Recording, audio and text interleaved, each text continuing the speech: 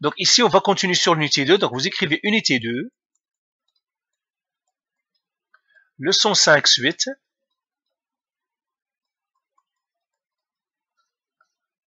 Ça.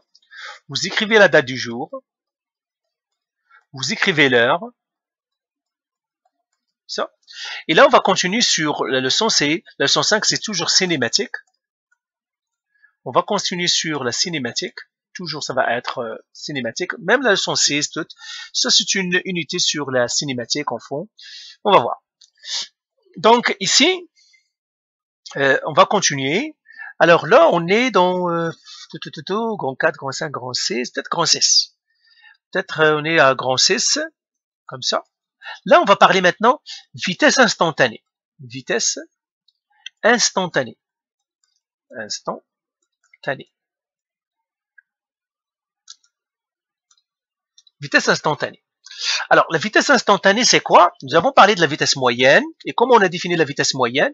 On a dit il y a deux vitesses, la vitesse vectorielle. La vitesse vectorielle, c'est le déplacement sur le temps. Et puis, il y a la vitesse moyenne scalaire, qui est la distance sur le delta t. Et nous avons vu un exemple où les deux ne sont pas pareils. Peut-être que je l'ai même encore. Oui, il est là.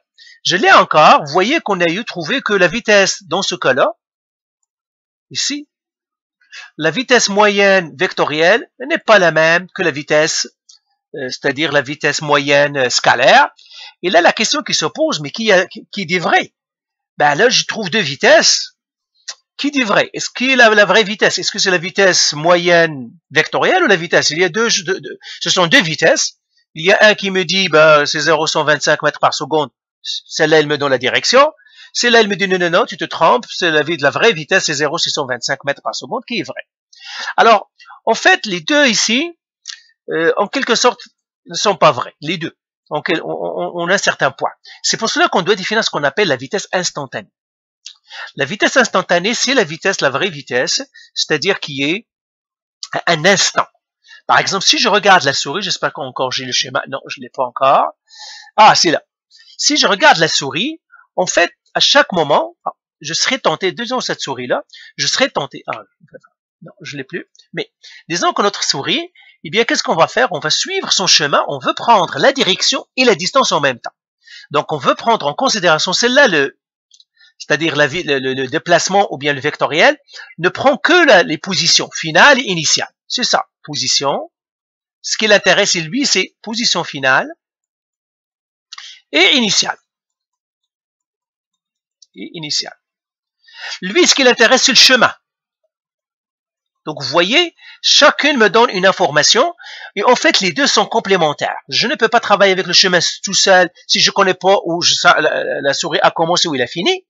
La même chose, même si je sais où est-ce qu'il a commencé et il a fini, je dois savoir le chemin qu'il a suivi pour que j'ai une image complète. Eh bien, c'est ce qu'on appelle, et c'est là où les physiciens vont définir ce qu'on appelle la vitesse instantanée. Là, on va voir un exemple ici.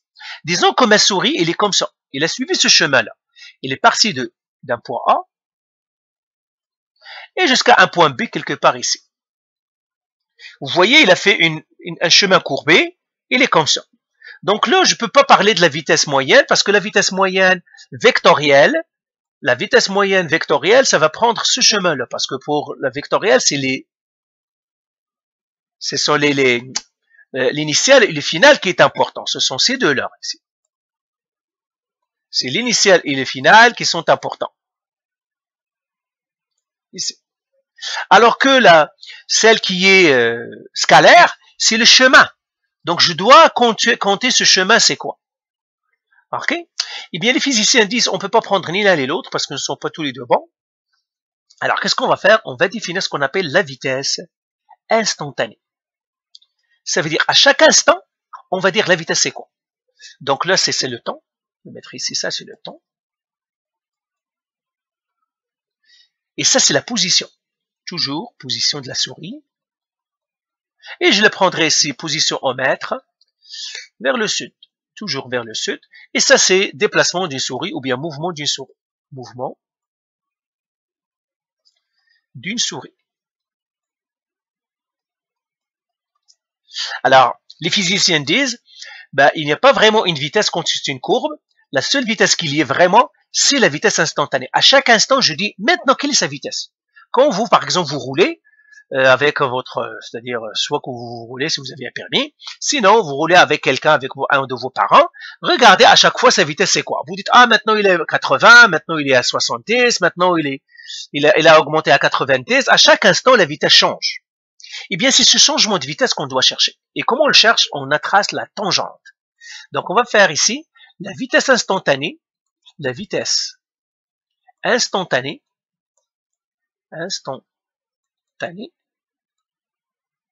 mesure la vitesse vectorielle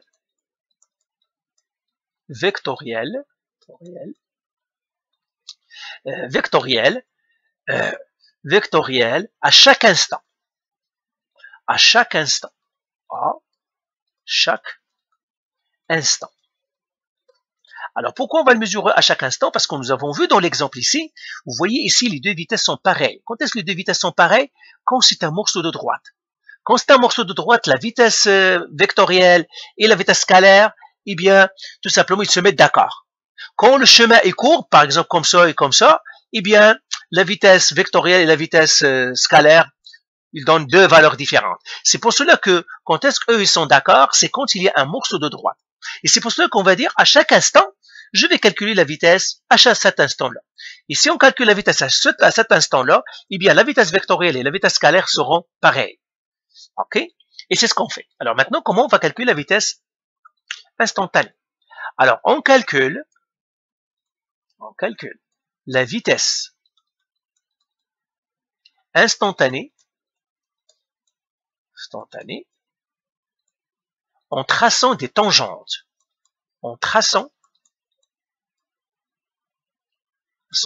Des tangentes. Vous avez déjà vu la tangente dans la trigonométrie. Eh bien, il y a un lien avec la tangente, mais là, la tangente ici, c'est une droite.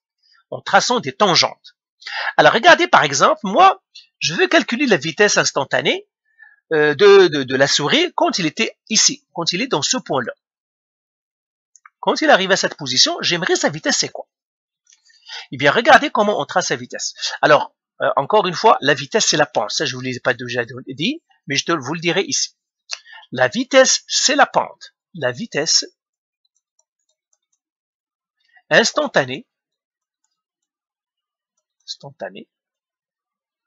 et la pente de la tangente.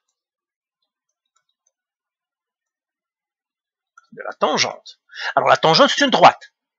Et on a déjà fait un rappel de la tangente. Comment trouver la pente d'une droite? Alors, premièrement, comment je vais tracer la tangente? La tangente, c'est une droite. Donc, je vais prendre ça.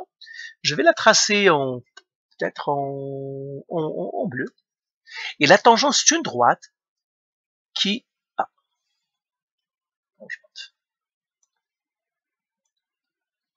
Alors, mon point, il est là. Je trace la tangente. La tangente, c'est une droite. C'est une droite qui effleure la courbe au point. Pas comme ça, mais comme ça. C'est une droite. Vous voyez, c'est la même droite. Et il effleure, ça veut dire à peine il touche. À peine il touche le graphique, la courbe, au point qu'on cherche. Donc ça, c'est une tangente ici. Donc quand j'ai une courbe, la tangente, c'est la droite qui va effleurer. Effleurer, ça veut dire à peine toucher. Il va toucher le graphique, à peine toucher le graphique, comme ça. Si je veux tracer une tangente ici, ça va être une droite, comme ça, à peine il touche. Donc voilà, j'ai tracé la tangente maintenant. Et je dois trouver la pente de cette droite bleue. Ça, c'est la tangente. Tangente. Ça, ce point-là, je l'appelle B. Donc ça, c'est combien? Là, ça, je vais les regarder. Ça, c'est 1, 2, 3, 4. On dira tangente en t égale à 4 secondes. Donc, je regarde le point qui correspond à mon graphique à ce temps-là, par exemple, t est égal à 4 secondes, et je trace une droite avec ma règle qui effleure le graphique ici. Et là, je vais tracer, je vais trouver la pente de cette droite-là. Alors là, trouver la pente. Trouver la pente. Alors, on a dit comment on trouve la pente? On doit choisir 2 points sur la tangente, ou bien sur la droite pour laquelle on cherche la pente. Alors, toujours, on prend le point qu'on a trouvé ici, lui. Alors, lui, je l'appellerai peut-être, ça c'est A et B, je l'appellerai ce point C. Et je dois prendre un autre point de la tangente. Pas du graphique, pas de la courbe, de la tangente, la bleue ici. Par exemple, je vais prendre lui.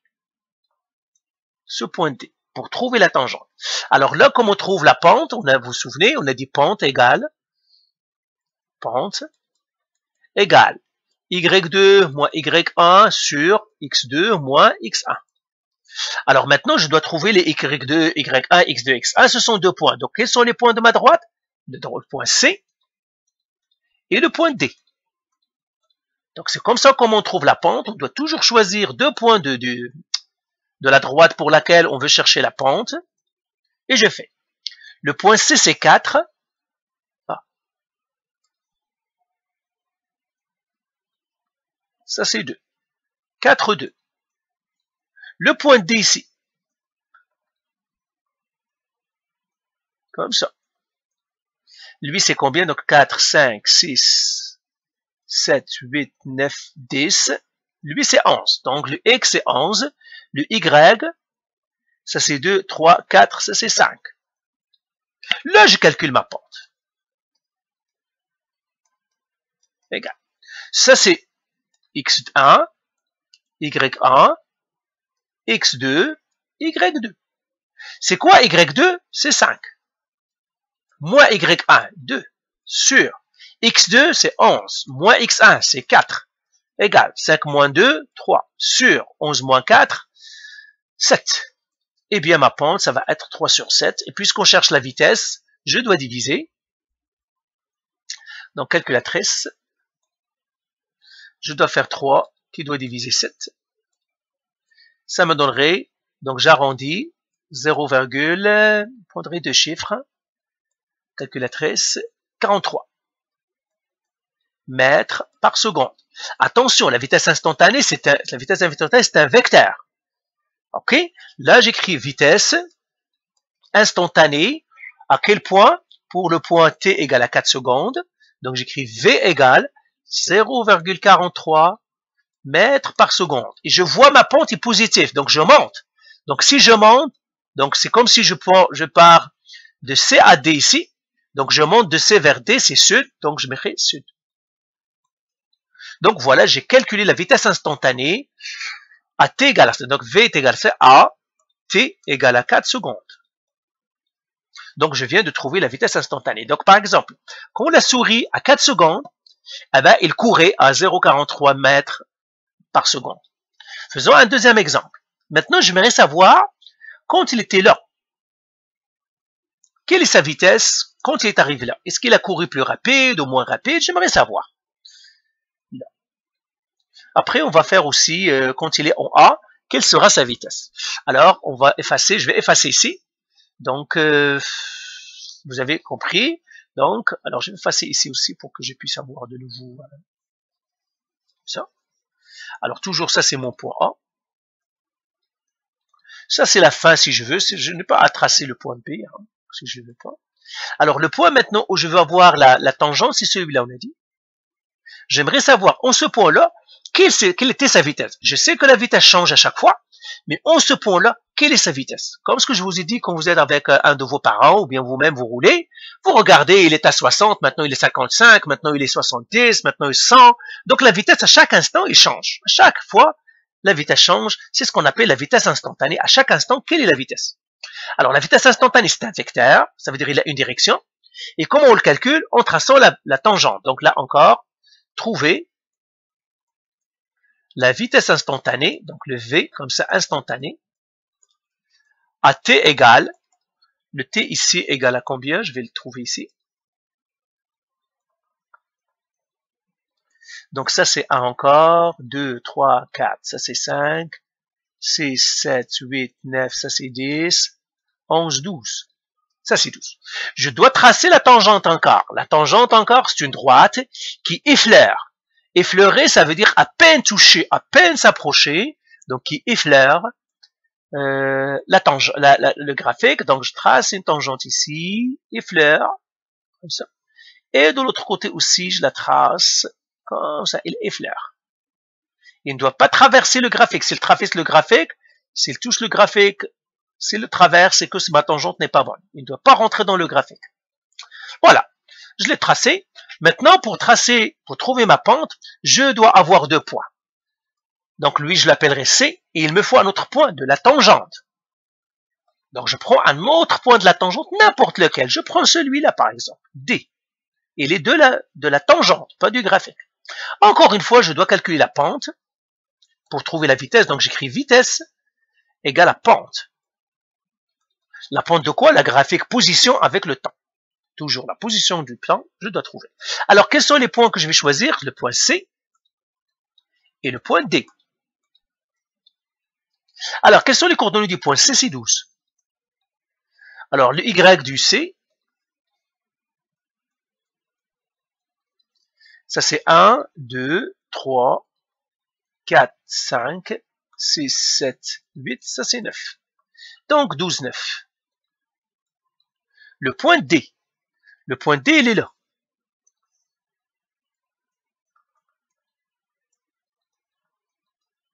Ça c'est 12, 13, 14, 15, ça c'est 16.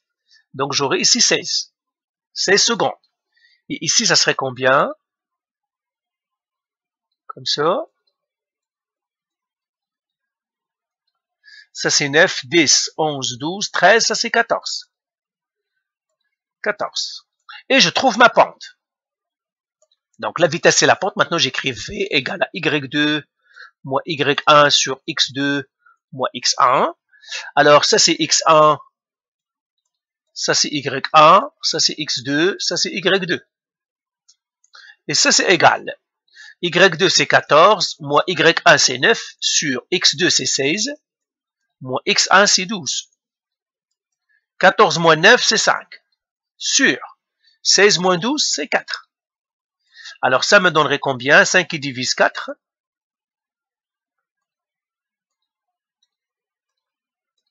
1,25. 1,25 mètres par seconde. Là, ma vitesse maintenant, instantanée, c'est 1,25 mètres par seconde, mais c'est un vecteur. Encore une fois, je pars à C, de C à D. Donc si je pars de C à D, vous voyez que je monte dans l'échelle des positions. Je regarde, je pars de la position 9 à la position 14 du D, ça veut dire je monte. Ça veut dire je vais vers la direction sud. Donc, c'est sud. Voilà, j'ai trouvé mon vecteur vitesse instantanée. Donc, le vecteur vitesse instantanée, c'est le vrai vecteur vitesse. Et c'est celui-là qu'on va travailler tout, comme je vous dis, c'est un vecteur. Les déplacements, c'est un vecteur. Donc, la vitesse moyenne, elle, c'est une vitesse moyenne qui va me donner une idée, mais ce n'est pas la vraie vitesse de l'objet, parce que je dois dire à chaque instant, par exemple, à 1 heure, à quelle vitesse il roule, à 1 heure et 1 minute, à quelle vitesse il roule, comme votre parent, par exemple. Maintenant, si vous roulez vous-même, si vous roulez, ne vérifiez pas votre vitesse parce que vous devez faire attention à la route. Mais si vous roulez avec un de vos parents, sans le déranger, observez à quelle vitesse à chaque instant il fait. Parce que selon le trafic, il doit ralentir, il doit accélérer, il doit ralentir, etc. Vous allez voir que la vitesse n'est pas toujours la même à chaque instant. Parce que à chaque fois, on doit avancer, ralentir, avancer, ralentir. Et c'est la vraie vitesse. C'est la vitesse instantanée. Donc, encore une fois, faites les exercices. Je vous donnerai des graphiques pour que vous fassiez la vitesse instantanée. Ah, on a dit on doit faire la vitesse instantanée au point A. Oui, oui, c'est vrai. Je dois faire la vitesse instantanée aussi au point A. Alors, je vais effacer encore ça. Non, on doit faire la vitesse instantanée au point A. Et puis on a fini. Non, on doit faire la vitesse instantanée au point A. Ok, la vitesse instantanée au point A, c'est sa vitesse ici. Alors, ça, c'est le point B, mais on s'en fout du point B. Encore une fois, ça, c'est le temps. Pourquoi je l'ai effacé? Ça, c'est le temps. Ben, je vais reprendre ceux que j'avais, parce que j'ai effacé tout. Je n'ai pas... Ah, c'est ça. Je les ai encore. Je vais effacer que ce que je dois effacer. J'efface ça. Puis, je vais effacer ça. J'efface la tangente pour qu'il ne me mélange plus. Ça aussi, je les efface. Le C et le D, je les efface parce que je vais tracer le tangente maintenant. On a un autre point. Voilà. Maintenant, la tangente en A. La tangente en A encore, je dois effleurer le graphique en A. Comme ça va être. Là, je l'ai effleuré. Vous voyez, c'est le A. Et là encore, je dois choisir 2 points pour que je trace ma tangente, c'est-à-dire pour que je trouve ma pente. Et bien, je vais choisir ce point A, ce point lui, le A, et je choisis un autre point que j'appellerai ici, peut-être, j'appellerai C, ou j'appellerai D. Donc, le point A ici et le point, parce que c'est ma tangente. Donc, je dois choisir 2 points. Mais vous voyez que la tangente est horizontale. Et nous avons dit que quand la droite est horizontale, la pente est 0. Donc là, je vais même pas faire de calcul. Donc là, je fais pente égale 0. Donc j'écris vitesse en A, c'est-à-dire AT égale à 0. Vitesse égale AT égale 0, c'est la pente. Pente de la tangente. La pente de la tangente ici, c'est 0. Donc j'écris pente égale 0. Pourquoi? Parce que la droite, la tangente est horizontale. Tangente horizontale. Quand on a une tangente horizontale ou une droite horizontale, c'est une constante. Donc la vitesse V instantanée égale 0. Ben, vous pourrez mettre sud si vous voulez, direction, mais c'est ça parce que c'est un vecteur. C'est 0, mètres par seconde, pardon. Par contre, je dois faire mètres par seconde. Et vous pouvez mettre sud si vous voulez. Parce que 0, vous pouvez mettre sud, nord, 0 c'est 0. Donc lui, sa vitesse ici est 0. Et bien sûr, par exemple, je vois la souris, il était immobile ici, et là, il a commencé à bouger. Donc quand il était là, il était immobile, il ne bougeait pas, peut-être il mangeait quelque chose, et c'est à partir, le déplacement a commencé à changer quand il commençait. C'est pour cela que ici, c'est la vitesse est 0.